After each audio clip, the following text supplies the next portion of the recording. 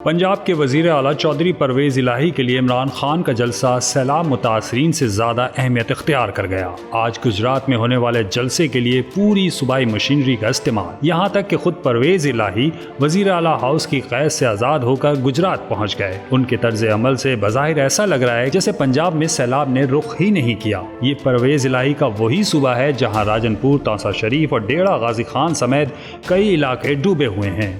मुतासरीन खुले आसमान तले बैठे इमदाद के मुंतज़िर हैं। जनूब पंजाब का बड़ा हिस्सा तबाह हो चुका है। अवाम की मुश्किलात कम होने के बजाय बढ़ रही हैं। लेकिन चौधरी परवेज़ इलाही सिर्फ ऐलानात करके ही अपना दामन झाड़ कर गुजरात में हैं और मकसद सिर्फ ये है कि इमरान खान के जलसे को कामयाब बनाना है। गालिबन परवेज़ इलाही ये फरामोश कर बैठे हैं कि वो काफ लीग और PTI के वज़ीर आला नहीं बल्कि पूरे पंजाब के हैं, जो ये राग अलाप रहे हैं कि गुजरात कल भी इमरान खान का था, आज भी इमरान खान का है और कल भी इमरान खान का ही रहेगा। क्या इमरान खान का जलसा चौधरी परवेज़ इलाही के लिए सैलाब ज़दगान से ज्यादा अहम हो गया है? यही सवाल हर एक के जहन में गर्दिश कर रहा है। परवेज़ इलाही की तमाम तर मसरूफियात सिर्फ इत्तेहादी रहनुमाओं के साथ मुलाकातों के गिर्द घूम रही है। जनूब पंजाब के इलाकों में बदतरीन तबाही मची है। मुतासरीन सूबाई हुकूमत की जानिब उम्मीद भरी निगाहों से देख रहे हैं, लेकिन लग यही रहा है कि सूबाई हुकूमत की तरजीहात कुछ और हैं।